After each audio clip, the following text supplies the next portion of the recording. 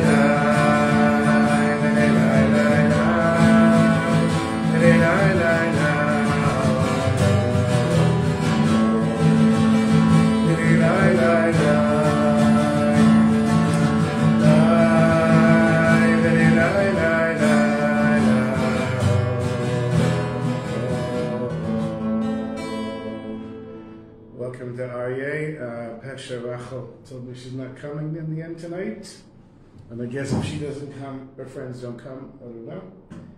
Yael hopefully is watching. She has internet problems, and I see that Katie and Zahav are watching with us. And so my mother asked that I bring the shofar to, Reb Shalom, before Reb Shalom's yard site was this weekend, Sunday, and before every class during Elul, he would blow the shofar. So I saw one of his classes, I was like, oh, I've got to bring the shofar. So, I'll blow the shofar for a second.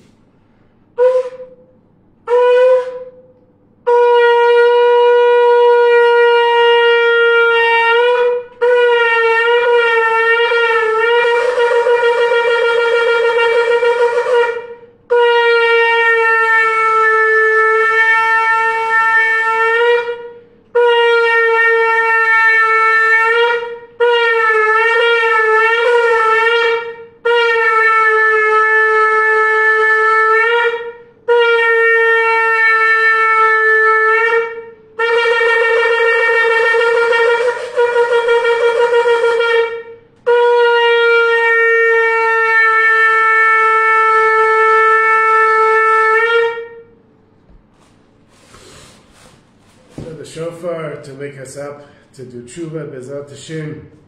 Oh yeah, I made it somehow. Okay, so the Chaim to everyone. Can you imagine the Jews in ancient times standing in the desert in lines with their weapons, wearing tefillin and tzitziot, and drummers playing, and all these soldiers standing there blowing the shofar, and the non-Jewish enemies are looking at the Jews and they're like, whoa, holy cow, we're in trouble. And that was at a time when people believed in God. It wasn't like people would make fun of somebody wearing tefillin. As Abba said, I got the attention of her cat. So Arya, you saw that last week when we were traveling, you saw the video that my sister-in-law put up of me playing the shofar. But there was a fight in the family. I don't know if I mentioned last week, I probably did. And I took out the shofar and blew it, and that brought some peace. Baruch Hashem. Okay, so to the refuah of everybody who needs a refuah shlema, Aaron ben Chana Liba, and everyone else, Noga Bat Carmela. I think she got food poisoning yesterday. She wasn't doing so well, but now she's already out and about. And everyone else is Zot Hashem that needs a refuah, and good health, and parnasa and shidduchim, everything in the revealed good way, B'ezrat Hashem. So we're continuing lesson Kuf Yud Bet. And as I'm preparing for this lesson, this is a lesson that we learned before in this class. I learned with my chavuta, I've learned on my own. I'm learning it with my son. This is my bookmark for the place we're at with my son. Really, such a special, important lesson, and it's so hard to internalize it. So I'm going to go back just one paragraph from where we were, and then I was reading the footnotes when we stopped last week. I'm going to continue where I left off last week. Vayikar she betfilato utchinato ubakashato. And the main thing is when the person is davening, beseeching, speaking to Hashem, אף על פי שאי אפשר לדבר שום דיבור בתפילה בתחתונים בחיות, even though the person isn't able to get out words with energy, vitality, inspiration, they're just saying the words. B'ahava v'yira, with love and awe, as mentioned above. מגודל החושך והבלבול המסבב אותו מאוד מאוד מכל צד, because of the great darkness and confusion that's surrounding the person from every single direction. אף על פי כן על כל פנים, nonetheless, despite all this, יראה לדבר הדיבור באמת. Whatever prayer you say, make it a true, real prayer. באופן שמקשר את מחשבתו אל הדיבור, which connects the person's thoughts to their speech. היינו שמכוון פירוש המילות, that is, that the person pays attention to the words that they're reading. So if you're davening next time, anything, even Birkat HaMazon, pay attention to the words, and I think you'll be surprised at what you're actually saying. I remember one time in Birkat HaMazon it says that we only want to receive Hashem's parnasa from His open hand, and not through a loan from a friend, and not through any person, only directly from Hashem. And that was at a time when I borrowed money from somebody, and the prayer had a lot more meaning for me when I realized, wow, I have to take a loan, and here I'm saying to Hashem, Hashem, I don't even want to have to take loans. It should come directly from you. So he says, when you're davening, focus on the words. Whatever low level that you're at. Kagon l'mashan, for example, a person can say, Sheyomar, Hashem Moshiach, be'emet. Person should say, Hashem, save me, but truly to mean what you're saying.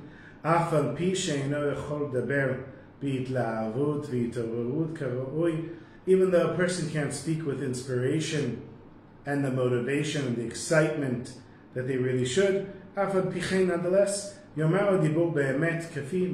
say the prayer in the most honest way, at whatever level that you're at. See if this works, making it any cooler. And by saying words of truth, the person will merit to see the openings within the darkness, and then a person will merit to get out of the darkness into the light, to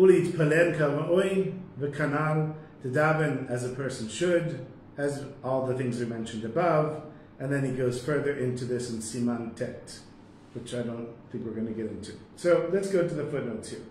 So you understand what he's saying? He's saying you get to this point where you're down, you're broken, you say something, you say whatever prayer you can, so just make it a real prayer. And the real prayer will create light, like taking flint and hitting it against each other. It makes a spark. The spark in a dark room. Imagine if you had a lighter and you could just get the little flash from it, you could see light in the room and see how to get out of the darkness. He says here in Sichot Aram, Yechiv Rabbeinu v'zel Hashanah. Rabbeinu, I'm moving back to the air conditioner. Knocking anything over. he expanded on this and he said, "Afilu im lifamim hu miyageh atzmo ve'ino yachol yitpanen klal." If you want to sit closer to the air conditioner area, if that helps you, you're welcome to. And even if a person is making an effort, he's pushing himself. The person can't daven at all. Nonetheless, don't let your da'at fall from this at all. And we said da'at is the awareness of Hashem's presence in the world. Meaning, you get a bill that you can't afford to pay. Don't forget to daven to Hashem to help you pay the bill. Of course, you have to do what you have to do, but you always have to remember to daven to Hashem. The prayer that you give is important. And there's a couple of stories that I have over here. One of them, I'll just summarize it. The Imre Emet. So there's a couple of prayers here. And the prayers are saying that you have to daven. So there's the Pnei Menachem, all these names, let's see.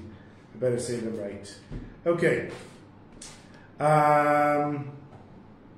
Outstanding student learning in Gor, the Rosh Hashiva Pnei Menachem. Rabbi Pinchas Menachem Alter of Ger, who passed away in 1996.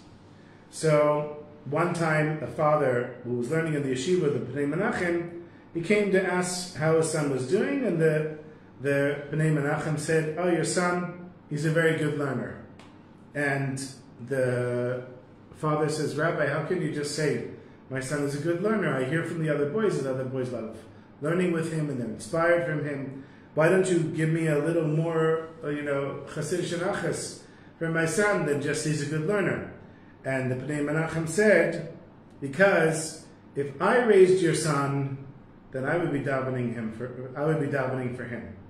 And you would be confident that I would take care of everything. But since he's your son, and you're the one who's raising him, you have to daven for him. So if I give you such a great report, everything is perfect, there's nothing to daven for, you won't want to daven. If I tell you, yeah, he's a good learner, it gives you something to daven for." And then he added that he was born of his parents' second marriage. I'm assuming somebody passed away in the family. I don't think there were very many divorces back then.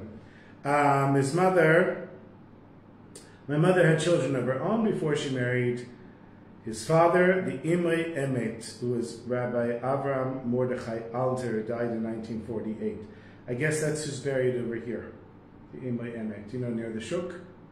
There's a place that looks like it's a replica of a European yeshiva. You haven't been there? So you go to the closed Shuk, cross the train tracks. There's always a restaurant on the right side. There's like a bookstore on the left side.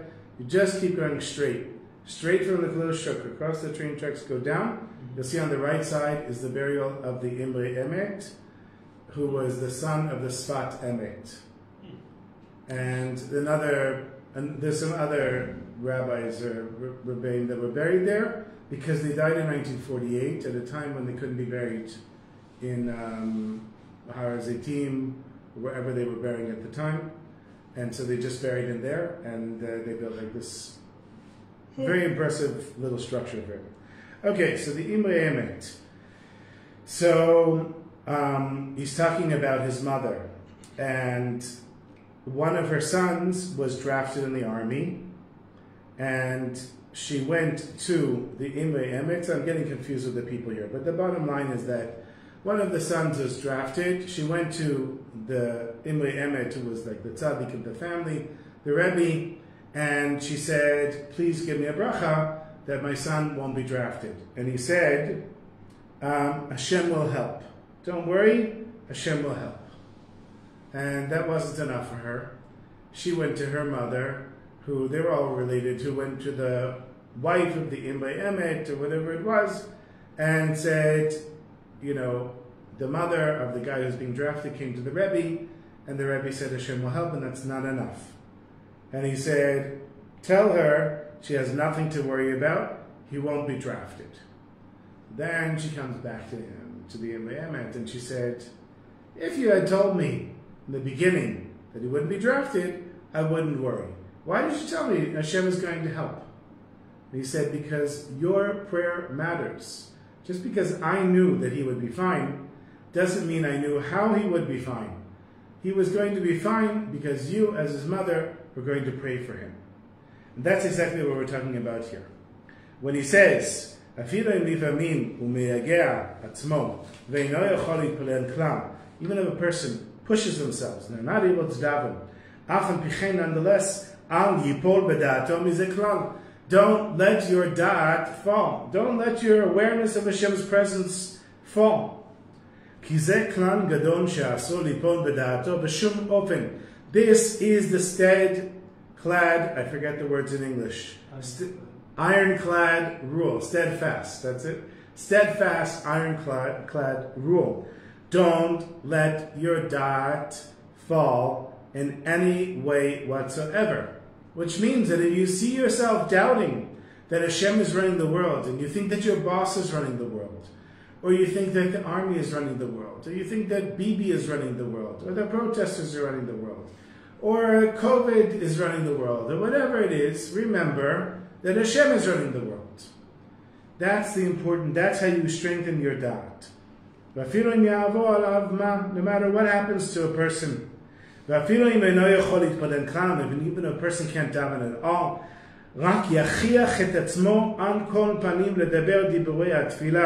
בפשיטות כמו תינוק בבית הספר ממש.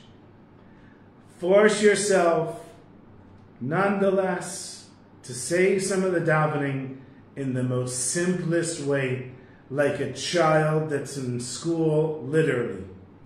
Meaning, even if you have to turn to the letter Aleph and just say Aleph, Aleph, Aleph, just, that's your prayer, Aleph. And you can say, Hashem, I'm exhausted. Hashem, I'm broken. Hashem, you're making life too hard for me. These are all prayers. Now, you can ask, why is that important? And that's the story that I just told you, because your prayers matter. And you can go back one more step. Why do my prayers need to matter in the first place? And this is what we talk about in every single class. You have to choose to have a relationship with Hashem, which is the reason that Hashem created this world and the reason that Hashem put your soul in the body in the first place. That's it. Your davening matters. Now you might think, well, that seems like a complete waste of God's time. It's not for us to decide. You know, on Shabbos, I was at Suda Shlishit, and the rabbi, who I'm convinced is a tzaddik, there's no question, the guy is a tzaddik. Really a very, very special man, Rabbi Alan Segel, who's Reb Cheshin's first cousin. So he's constantly making a siyum on a masechet in the Gemara, constantly finishing a tractate, and he pours a little cup of wine, gives everybody some wine. So he puts the wine down in front of me, right? And I'm not a big drinker. I don't like to drink anything really, like alcohol. And I drink it, and the guy sitting next to me, he's like, nah, I'm not going to drink it. Nah, I don't want to drink it. So I said to him, you know, it's one thing if you're like, we're an alcoholic and you're an AA and you're not drinking or you're allergic or something like that. But if that's not the case and you're just not drinking it because you don't want to drink it, I said, look, Hashem is making it so easy for you. Hashem is putting a bracha from a tzaddik in front of you, and all you have to do is drink it. You get to choose whether you're going to drink it or not. You get to choose whether you're going to have da'at or not. You have to choose these things, and you have to be constantly choosing them. And you have to daven sometimes like a child in school. Say whatever words come to you in the most simple way.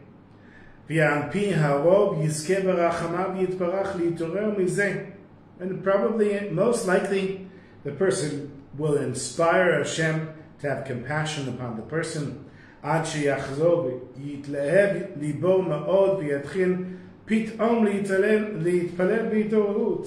the person feels that Hashem has had a little bit of compassion on them.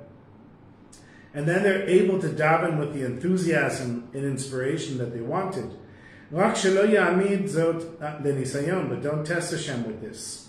כי בוודאי כל אחד ואחד כפי מה שיודע בנפשו פחיתותו And everybody knows, everybody on their own level, and everyone knows in their soul their shortcomings.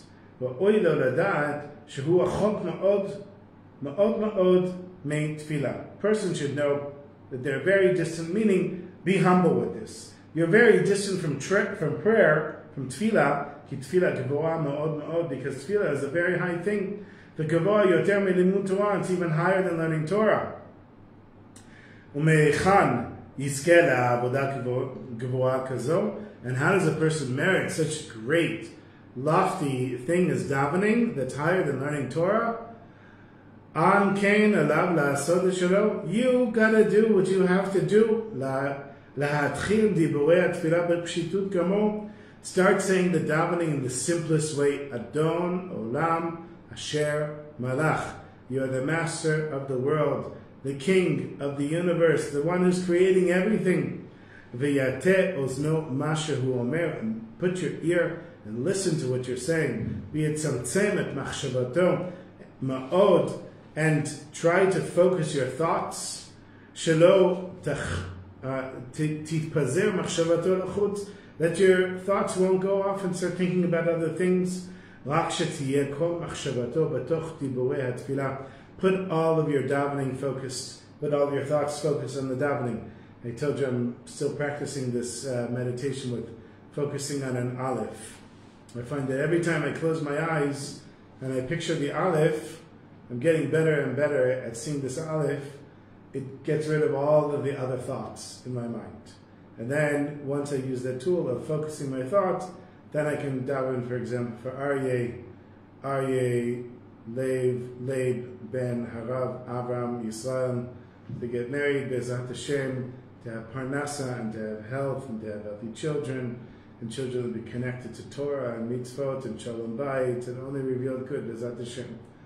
And that's how you do it. You close your eyes, you focus, that's l'tzamtzem machshavato, and then you daven to Hashem. V'yitpalel kach keseder b'pshitut kamo, afilu bli itohut, b'chiyut v'yitlahavut. Daven in this way, in the most simple way, just saying the words, even without any enthusiasm, excitement, or vitality. V'yelech kach b'tfilato kama b'chama milot v'kama dapim. You just say as many words as you can, as many pages as you can. Ad shebatoch kach yazro Hashem barachamav lihitorut v'chulei kanan. Until eventually you get like a little spark of inspiration. Hashem pulls you out, and you're able to daven properly. Ve'im lifamim eno zocheh b'chol atfilah lihitorut. And if sometimes a person doesn't merit in the entire davening to be inspired at all, ma lasot, what are you going to do? Im yizkeh, if the person merits, chol ledaber achal kach eze kapitel tehillim o bakasha o tchina acheret b'chavana.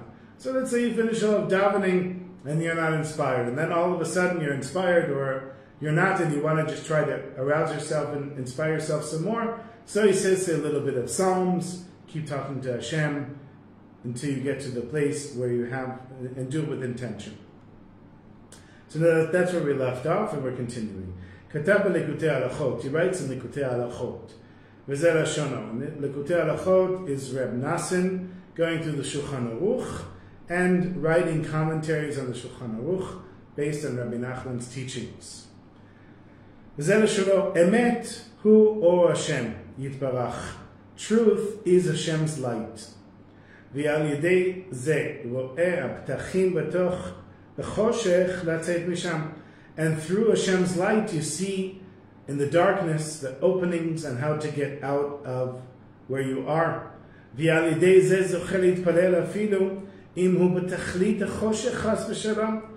through this, a person merits to, when a person merits to daven, to say words of truth, even if they're in the ultimate darkness, God forbid. Ayen sham heitev lema'aseh. Pay attention to this very well, because this is a very wondrous advice. Baduk umenuseh, tried and tested. And many people merited al yedei etzah zo, through this advice. Litpalem bekavanot halev, to daven with the intentions in the heart. Even though those people were in a great deal of darkness, and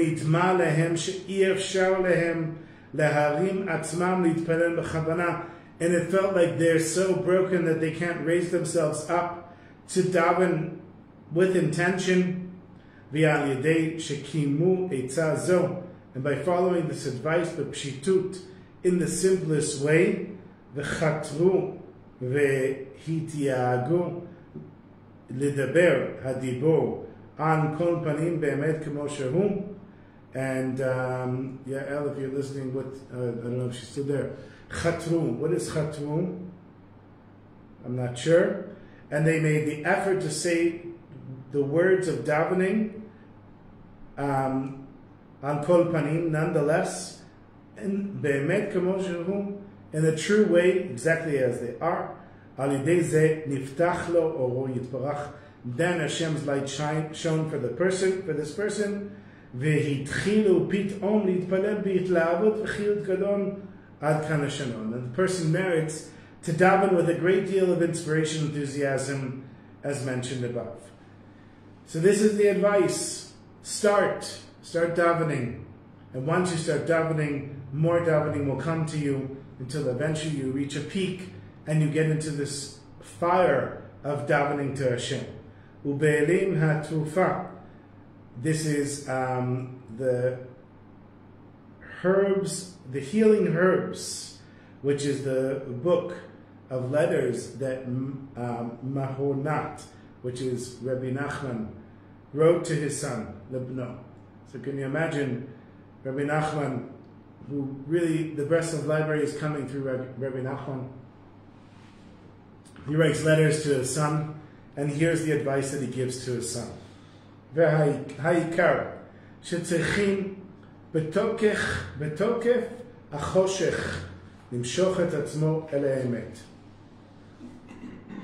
That a person has to, in the strength of the darkness, to pull themselves towards the truth. You hear the language. He says you've got to pull yourself towards the truth. Sometimes it's a physical thing. Sometimes you're so tired to walk from here to where you need to go, you simply don't have the strength. But a lot of times it's a spiritual strength. You don't have the spiritual energy. You don't have the emotional energy. Yes, signed. No, not chatmu. Chatru with a resh. Chet taf resh. She chatru. V'hitiagu. V'daber hadibor an kol panim be'emet. So if you know what it is, and if not, then David will call me Erev Shabbos. He watches the classes Erev Shabbos and will say, you said this wrong and you said that wrong. I like his corrections. Okay. You have to pull yourself. You got to pull yourself up. You have to not give up. This is an effort that you have to do all the time. In the strength of the darkness, to pull yourself toward the truth. Ubefrat, bifrat, be'etet tefillah, specifically in the davening. In the davening, you have to focus, you have to speak to Hashem, you have to try to get yourself to this place. It's amazing. In the shul that I daven in, there's a guy who just showed up recently, and he's literally davening like, whoa, whoa, whoa, whoa, whoa, whoa. Look at him, like, wow, that's a new level. He's leading the davening. Takes over after me. Whoa, whoa, whoa, whoa, whoa, whoa, whoa. That's really bad. Like, he's Israeli. He speaks Yiddish also. If I spoke like that, I'd at least have a good excuse. Because I didn't grow up with it. But this guy, and I wanted to say something to him, but I once said something to somebody not so long ago, and he stopped coming to shul after that. All I said to him is that his Shemona Esrei is too loud. He was davening, you know, like whispering really loud like that, and I was saying next to him, I said, you know, maybe whisper a little softer. He didn't come to shul after that. I haven't seen him since. So I'm like, okay, maybe I'm a little too gvuradik, I gotta be careful.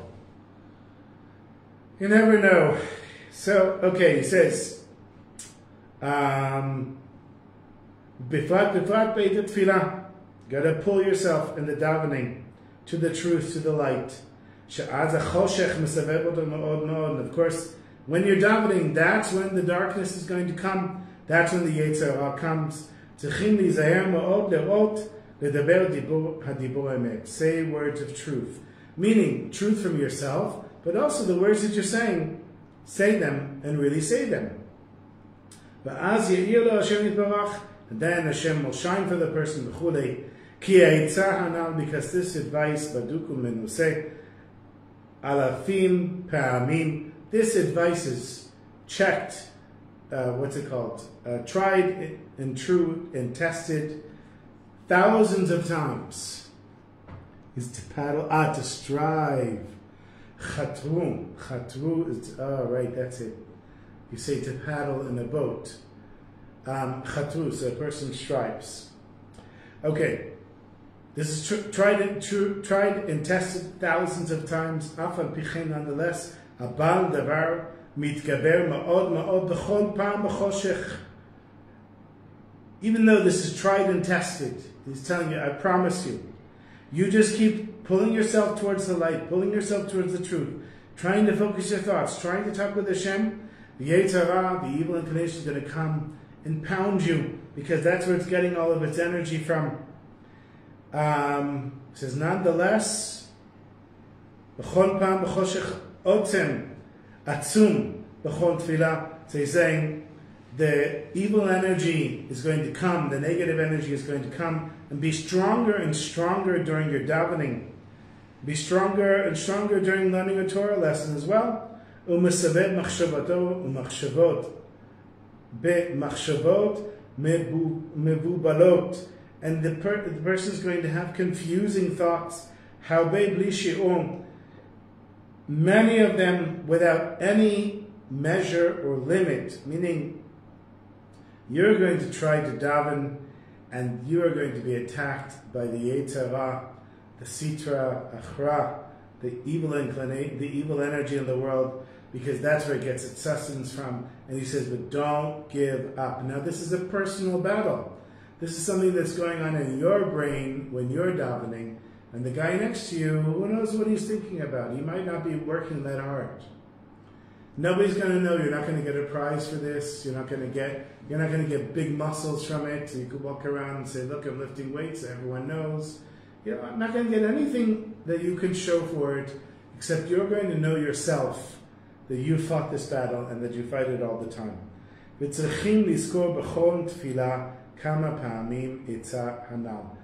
you have to remember this every time you daven, multiple times, this piece of advice.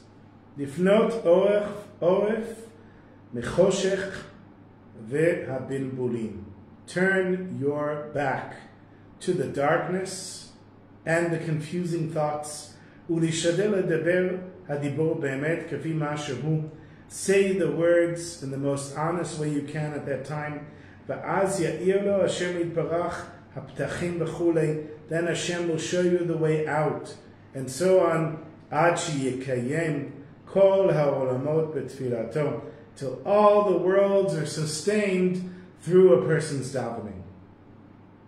And that's where he continues, where we're going to get to very soon, that basically through your davening, you're bringing down shefa, abundance, into the world. Through your davening, through your choosing to have a relationship with Hashem, through your not giving up. And if you're able to go beyond, not just not giving up, but also to be basimcha, to be joyous, to even make other people happy. You have to make an effort for all these things. All the time. And maybe you can't do it all the time. Do it as much as you can. The more you do, the better you'll get at it.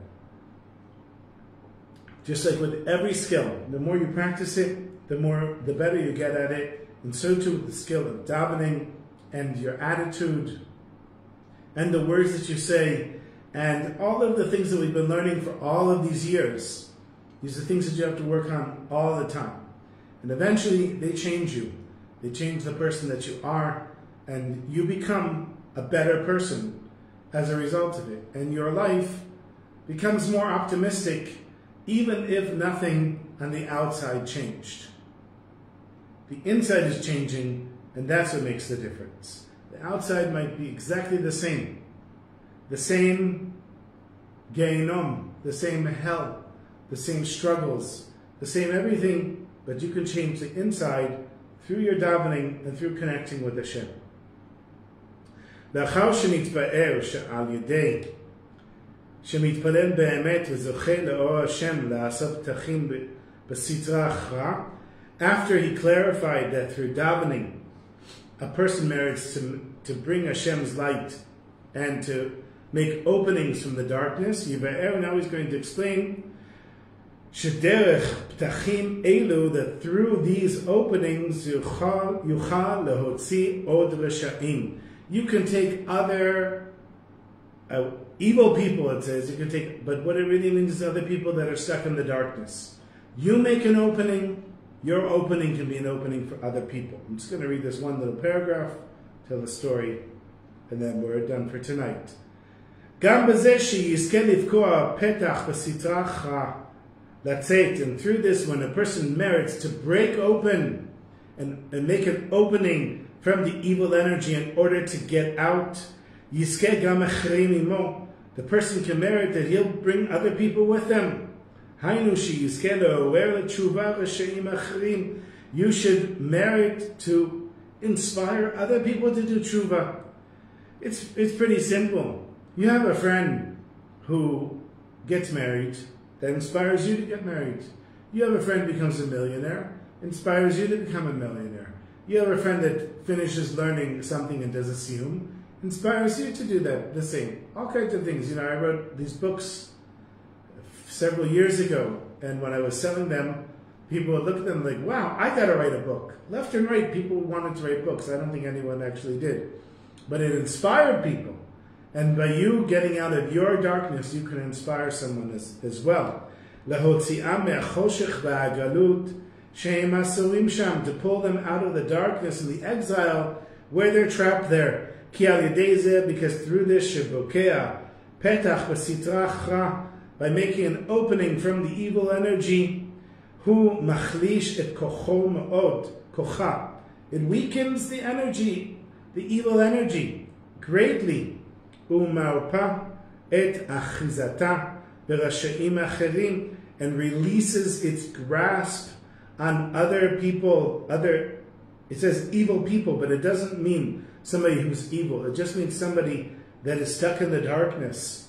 ואזי יהיה יותר קל לעוררם בתשובה ולהוציאם מחושך והגלות, and then it'll be easier to inspire them to do tshuva and to take them out of the darkness and the exile. ועל ידי אור השם יתברך מאיר בו, because Hashem's light is shining for that person, יראה את הפתח שעשה ויצאו דרכו. Other people are going to see the exit that person made, and they're going to exit from it as well. וזהו גם כן בחינה, and this is also related to what we started off, the opening quote, פתח תיבה בצידה תשים. Make an opening in the ark on the side, שתעשה פתח באותם Shehem minatzad, you should make an opening for those people that's on the side, meaning in a roundabout way, in a way that it's not obvious to people how to get out of where they are. Klomar shehem mitzad acher, that is from an other side, shelo mitzad kedusha, not from the side of holiness, lach mesitra achra, but from the evil energy. V'hu yaseh petach leorer libam lehashivam latzet me'eh choshech. He says, make an opening, not in holiness, make an opening in tuma, in impurity. And when you make that opening, you'll inspire other people to go out through the same opening that you're going to go out through. V'azai tachtiim shniim ushlishim, that you're going to make a second and third. Those are the second and third stories in the ark. But here he says, Hainu, shlosha olamot, that is the three worlds that we mentioned above, olam malachim, the world of angels, Olam HaGalgalim, the world of Mazel and constellation, the Olam HaGashmi, in this physical world, Tahaseha, you will make it, Ki ata tekayem be'emet kanam. You, through doing this effort, are actually bringing these worlds about. You are making creation happen through these things. He goes on that we're going to read this next week, B'ezrat Hashem, where he says for every quoting, where's the quote here? Oh, it's from Sefer Bereshit. En lecha kol esev she'en lo kochav u'malach v'lemala shemake oto v'omer gadel. There's no blade of grass that doesn't have a star or an angel that hits it and says grow. I think that's kind of a very strange thing to say. What it means is that the way that Hashem created the world is there are energies. Your davening, your attitude, your way of approaching the world affects those energies and it affects you. And everything that grows has to be hit. It has to be hit. We get hit all the time by life. That hitting is not to make us suffer. That hitting is to tell us, grow. A person who doesn't know, they put their hands on their face and they say, stop hitting me. Why are you hitting me all the time? But a person who knows says, Hashem is hitting me. It's in order to make me grow. Bezat Hashem. Okay. I'll share two very short stories here. It was tonight or tomorrow is the yetzer of the Ben Ish Chai, by the way. We have Yosef Chaim Street over here. It's named after the Ben Ish Chai, Rabbi Yosef Chaim. And I have a story about him on the podcast this week. Ben Ish Chai, of course, was the chief rabbi of Baghdad. He wasn't the chief rabbi of Baghdad. He was the big personality in Baghdad, it turns out. Okay, just wanted to mention that. Of course, I mentioned Sholom's Yahrzeit. Two short stories here. One, there was a 70-year-old man who comes to a Rosh Yeshiva of a Baal Tshuva yeshiva, and he says he wants to do tshuva. And the Rosh Yeshiva says, you're 70 years old. Why do you want to do tshuva now? So he said, when I was a boy, I had survived the Holocaust with my mother as a baby, and my father was murdered, and she had a difficult time raising me, so she gave me over to the Panovich orphanage. I think it was in Tel Aviv. And the Panovich Rav, and Panovich, of course, is like the big famous yeshiva, like considered, one of the big names in the yeshiva world. So this guy was in the Panovich orphanage, and when the mother finds out, I guess for some reason she didn't understand that it's a religious orphanage, she pulled her son out. And when the Panovich Rav came and saw that there was a boy missing, he asked the staff, what's going on? They said, the mother pulled him out. So he goes to the mother's house and he says, why did you take your son out? And she said, I'm putting him in a different orphanage. I'm not putting him in a religious orphanage. And don't talk to me about God, because I was in Auschwitz, and I have nothing to do with God anymore. So he just sat there, the Panovich Rav, and he cried. And this guy said, for 60 years, I've been feeling the tears of the Panovich Rabbi, Panovich Rav, and now I want to do tshuva. Just from him sitting there and crying when this guy was young.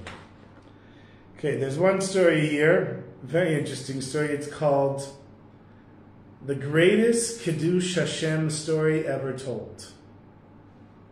So have you ever heard of what's it called? Malden Mills Textile Factory.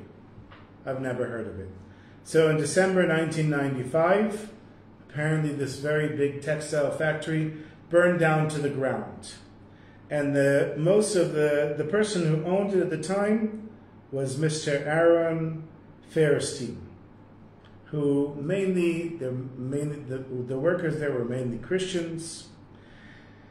And there were hundreds of people who lost their jobs. And since he was the CEO of the company and he was a third generation owner, meaning didn't really have anything to do with this factory, and he was going to get $500 million in insurance money from the factory. There's a joke of these two Jewish guys on Miami Beach. And one says, I heard your factory burned down. And he says to his friend, shh, that's tomorrow. But here, the real thing. So, He gets $500 million, and everybody figures that's it. They're out of work. They're not gonna. The jobs are gone. And for whatever reason, this guy decided, he was 70 years old at the time. He said he's going to rebuild the factory, and not only that, he's going to pay the hundreds of employees their full salary until the factory is rebuilt and they can continue working. And a year after the factory was rebuilt, this guy passed away. And he was interviewed on TV, and he was in the news in America. And when he was asked, why did you do that? He says in Pirkei Avot, Bimkom she'ein anashim ishtadel liot ish. In a place where people are not acting in a humane way, step up and be a mensch, be a good person. And that was his inspiration. Okay, Bezat Hashem should inspire us. We'll sing a little nigun and continue next week. Bezat Hashem. Do you have any questions already? No? Save it for the beginning of next class.